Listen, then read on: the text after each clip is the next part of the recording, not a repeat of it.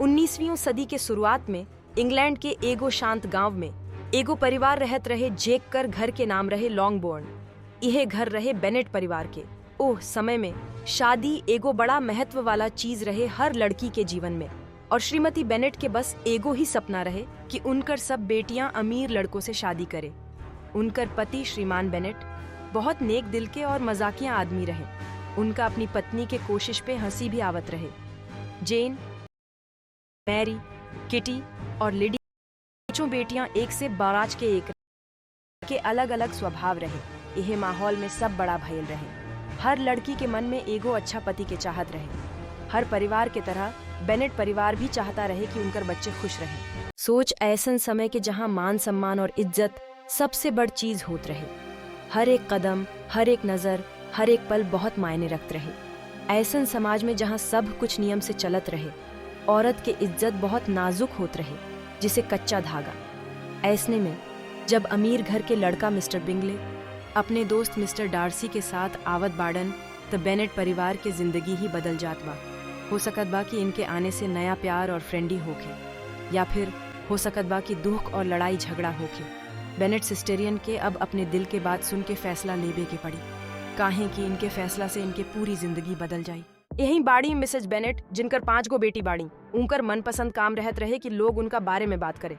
पॉजी 5S उनकर एके सपना रहे कि उनकर सभे बेटी के ब्याह कवन ऐसन लड़का से होखे जेकर खातिर पिसा कवन मायने ना राखे और ऊ बहुत बड़ा आदमी होखे। उनकर सबसे बड़की बेटी जेन परी जिसन सुंदर रहे, ऊ बहुत नेक दिल के रहे, हमेशा सबके साथ अच्छा व्यवहार करे और सबके प्यारी रहे। खास तौर पे ऊ अपन महतारी की आंखों के तारा रहे। लेकिन हमार कहानी एलिजाबेथ के बारे में बा। ऊ बहुत समझदार और बिंदास लड़की रहे। ऊ हमेशा अपन मन के बात खुल के रखे, बहुत बोलती रहे और बहुत दयालु रहे। बीच वाली बेटी मैरी के किताब पढ़े के अलावा और कवन शौक ना रहे। भले ऊ थोड़ा शर्मीली रहे, लेकिन किताब उनकर सबसे अच्छा दोस्त रहे। अब बात करेनी है सबसे छोटी बेटी कैथरीन और लिडिया के बारे में। उनकर आदतें लगभग एक जिसन रहे।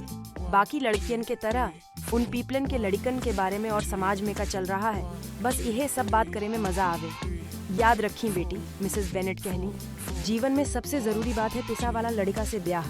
एगो अमीर पति ना सिर्फ आरामदायक जीवन देला, बलुक जीवन के सभी परेशानी से भी दूर राखेला। एह बेनेट परिवार में सबसे छोट की बेटी के नाम हुए लिडिया। ऊ सुबह के सूरज जिसन खुश मिजाज रहत रही। ऊ हमेशा सबके ध्यान के केंद्र में रहत रही। जिसे सूरजमुखी सूरज की ओर खींचत रहेला, वैसे ही लिडिया भी ऊर्जा और खुशी से भरल रही। लेकिन कभी कभी ऊ छोटी और अनुभवहीन होत रही, जिसे कि ऊ ज्यादा कुछ सोचत ना हुए। मिस्टर बेनेट परिवार के मुखिया अक्सर अपनी पत्नी और बेटियों के ऊपर एक मजेदार मुस्कान के साथ नजर रखत रहत रहले। ऊ अपने परिवार के छोटी छोटी गलतियों में भी खुशी खोज लेत रहले, लेकिन उनके शांत व्यक्तित्व के पीछे एक पिता का प्यार छुपा रहत रहे, क्लोज कर अपनी बेटी एलिजाबेथ के लिए। बेनेट परिवार के हर सदस्य के अपने अपने व्यक्तित्व और खामियां रही, लेकिन ऊ सब एक मजबूत प्यार के बंधन में बंधा रही, जवन उन्हें जीवन के हर उतार चढ़ाव से पार करावत रहे। ये उनके सफर के शुरुआत रही, प्यार, पारिवारिक उलझनों और कठोर सामाजिक रीति रिवाजों से भरा। अरे बाप रे, सुनते में आवत बा कि एगो बड़का सेठ के बेटा मिस्टर बिंगले आवे वाला बा, और हो गई शुरुआत। मिस्टर बिंगले जवान, सुंदर और बड़ा अमीर नेदरफील्ड में आगिल बाड़े। मिसेज बेनेट के तो जैसे लोकवा से मिले में मजा आगिल।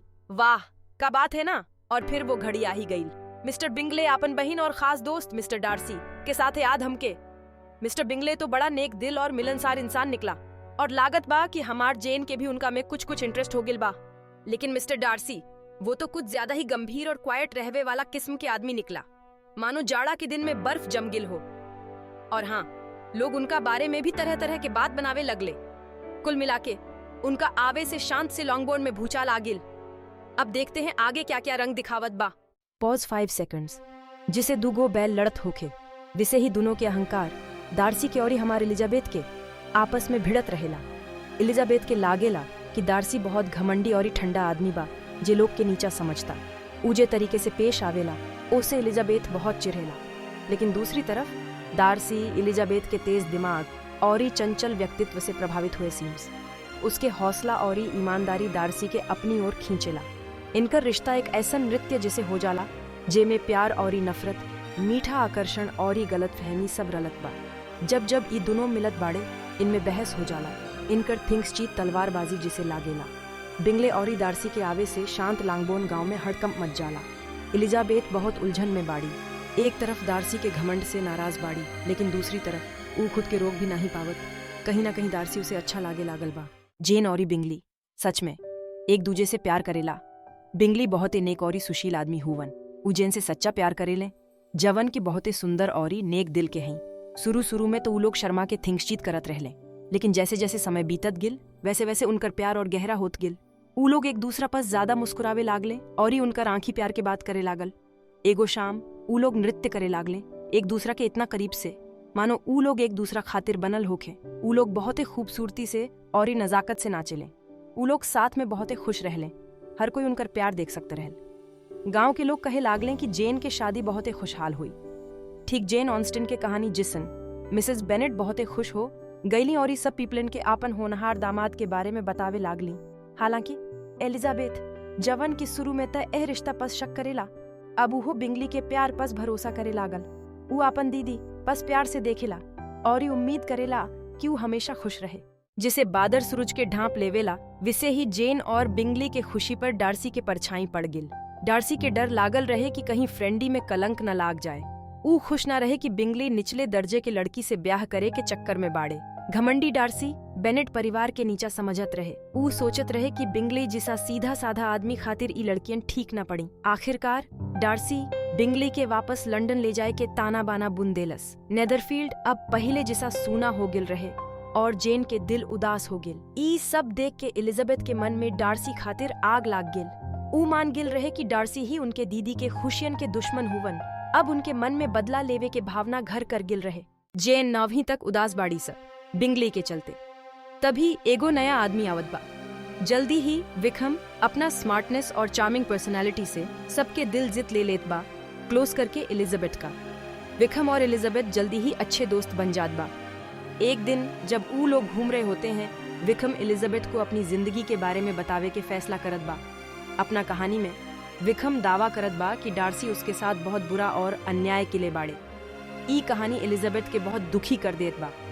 ई उसके मन में और शक पैदा कर देत बा कि डार्सी एक बुरा और पाषाण हृदय आदमी बा। अब एलिजाबेथ पूरी तरह से यकीन कर ले बाड़ी कि डार्सी के अच्छे व्यवहार के पीछे एक क्रूर और पाषाण हृदय इंसान छुपा बा। एलिजाबेथ के दिल में डार्सी से नफरत बढ़ती जात रही।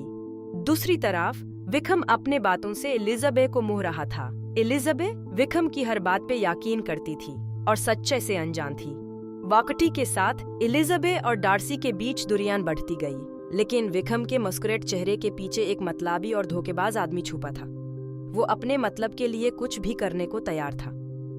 विक्रम ने एलिजाबेथ के मन में डार्सी की गलत छवि बना दी थी। इन दोनों के बीच एक गहरा कुआं बन गया था। क्या एलिजाबेथ और डार्सी कभी एक दूसरे के करीब आ पाएंगे? ये एक सवाल था जिसका जवाब किसी को नहीं पता था। Silence 5 seconds.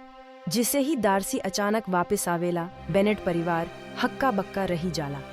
खास तौर पे एलिजाबेथ तस बहुत ही ज्यादा हैरान हो जाला जब डार्सी ओकरा से अकेले में बात करे खातिर कहत बाड़े।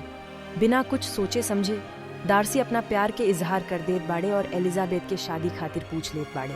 लेकिन खुशी के बजाय डार्सी के बात से एलिजाबेथ के बुरा लागेला। डार्सी एलिजाबेथ के परिवार ओकर हैसियत और पिसा के बारे में ऐसन तरीके से बोलत बाड़े जिसे ओकरा सब घटिया लागत होखे। ई प्रपोजल सच्चा प्यार वाला नहीं लागत, बल्कि एलिजाबेथ के लागेला कि ई तस ओकर और ओकर परिवार के नीचा दिखावे वाला बात हो गई। ऐसन बेरुखा प्रपोजल से ओकर दिल जीतल नामुमकिन रहे। डार्सी अपना प्यार के इजहार तस कर देले बाड़न, लेकिन घमंड से, ऐसन तरीके से नहीं जिसे एलिजाबेथ चाहत रहे। एलिजाबेथ के जवाब ने सबको चौंका दिहलस। ऊ गुस्सा और दर्द से भरल रही, जे अब फूट पड़ल रही। बहुत गुस्सा में ऊ डार्सी के शादी के प्रस्ताव के ठुकरा दिहली। ऊ डार्सी पे घमंड, अहंकार और अपना परिवार के नीचा दिखाने के आरोप लगाई। ऊ हर बात के लिए डार्सी के दोषी ठहराई। अपनी दीदी के दिल दुखाने से लेके विक्रम के बारे में भी झूठ बोलने तक डार्सी हक्का बक्का रह गए। एलिजाबेथ उनका ठुकरा देहले रही। उनकर सारा उम्मीद टूट गए और उनकर दिल टूट गए। एलिजाबेथ के गुस्सा और दर्द देख के डार्सी के अपना गलती के एहसास हुए लागल। शर्मिंदा और दुखी डार्सी बिना कुछ कहे लॉन्गबोर्न छोड़ देहले।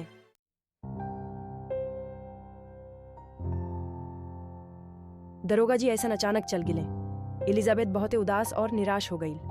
उनकर कड़वा बोल उनका दिल दुखा रहले और उनकर परिवार भी उनका मन ना ही बहला पा रहल रहे। बाकिर तब एगो चिट्ठी आइल जवना सब कुछ बदल दिहलस। ई चिट्ठी दरोगा जी के रहे। ऊ एहमे आपन कर्म के बारे में बतावत रहले और एलिजाबेथ के इल्जाम के जवाब दे रहले। घबराए मन से एलिजाबेथ चिट्ठी पढ़े लागल। हर शब्द ऐसन सच्चाई बतावत रहे जेकरा बारे में ऊ कबो सोचले ना रहली। एह चिट्ठी में मिस्टर डार्सी ऊ अचानक काहे चल गिलन ओकर कारण बतावले। ऊ मानले कि ऊ बिंगले साहेब से कहले रहलन कि ऊ जेन से दूर रहे, काहे कि उनुका लागे रहल कि बिंगले साहेब जेन से सच्चा में प्यार नहीं करे।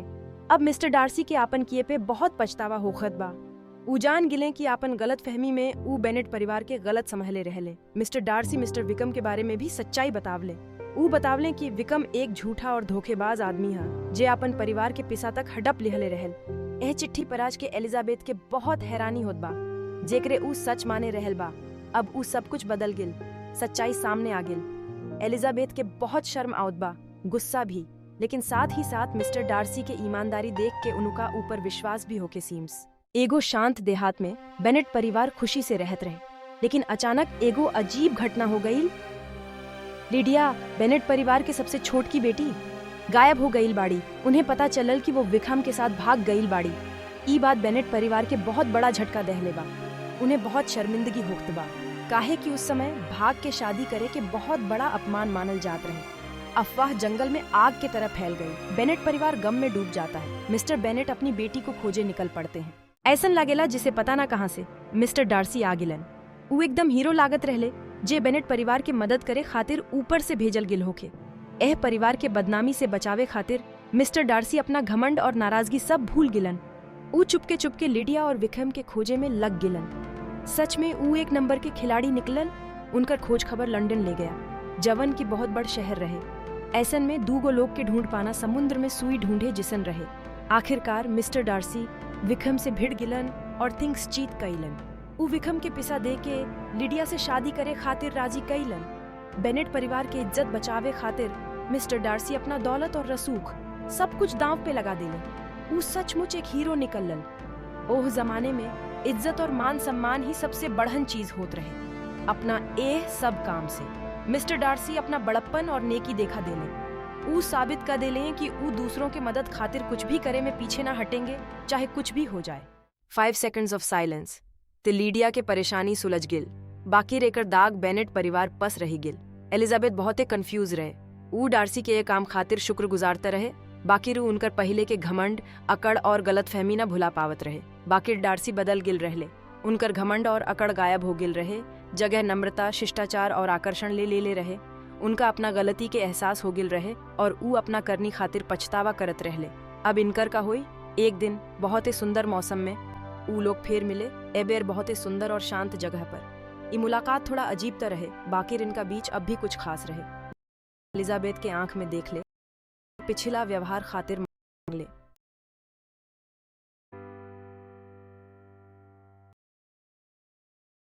बात होखे वाला बा, ना ही कवनो मीठा मीठा बात।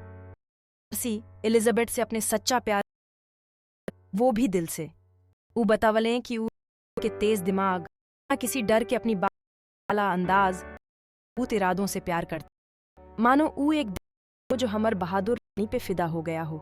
डार्सी के प्यार देख के एलिजाबेथ भी मान जाती है। इनकर यहाँ तक के सफर कुछ देखे के पड़ल बा। इनकर प्यार के आगे शक और धन सब कुछ फीका। एक दूसरे पे और साथ निभा लोग अपना एक खूबसूरत भविष्य बना। प्यार हमेशा के लिए अमर हो गया। ऊपर आसमान में चमकते तारण, सूरज ढलत और ओकर सुनहरा रंग के बढ़न घर पर पड़त बा। हाथ में हाथ डाले सूरज के लालिमा निहारत बाड़े। कहानी, बदलाव, समझ और प्यार के ताकत के कहानी। बहुत कुछ सहे के रीति रिवाज होके, खुद के गलत फहमी। आखिरकार दोनों के एक दूसरे गई। अब मिलके एगो नया खुशहाल जीवन की ओर बढ़त बाड़े। डार्सी और एलिजाबेथ की कहानी हमें माफी के महत्व बतावत बा और सच्चे प्यार के खूबसूरती के बारे में भी। प्राइड एंड प्रेजुडिस के सफर में और संगे जुड़े खातिर धन्यवाद। अगर रुआ ये वीडियो पसंद आई तो लाइक करी, सब्सक्राइब करी और आपन फ्रेंडन के भी शेयर करी। रुआ सबके साथ बहुत मायने रखत बा। अगला वीडियो में फिर से भेंट हुई तो हमार कहानी अब खत्म होत बा। आव कुछ पल खातिर प्राइड एंड प्रेजुडिस के खूबसूरती और भावना के याद करी। डार्सी और एलिजाबेथ के कहानी हमनी के सिखावत बा कि एक दूसरे के संभल कितना जरूरी होला। ई हमनी के अच्छाई के कीमत और सच्चा प्यार में भी बतावत बा। हालांकि उनकर कहानी अब खत्म हो गिल बा, लेकिन उनकर प्यार आज भी हमनी के प्रेरित करत बा। जेन ऑस्टिन के ई यात्रा में हमरे संगे जुड़े खातिर धन्यवाद। अगर रुआ ई वीडियो पसंद आइल तब एक ठो लाइक करी और सब्सक्राइब करे और अपने फ्रेंडन का साथे शेयर करे के ना भूली। रुआ लोग के सपोर्ट से हमार हौसला बढ़त बा और नया वीडियो बनावे के प्रेरणा मिलत बा। अगले वीडियो में फेर मिली, तब तक खातिर प्रहत रही और नया चीज सीखत रही। काहे कि हर कहानी में कुछ ना कुछ सीख देवे के रहेला। ई कहानियन हमनी के नया जगह ले जा सकेला और नया नजरिया दे सकेला। तो अपने जिज्ञासा और कल्पना के कभी दबा के मत राखी। फिर मिली, खुश रही।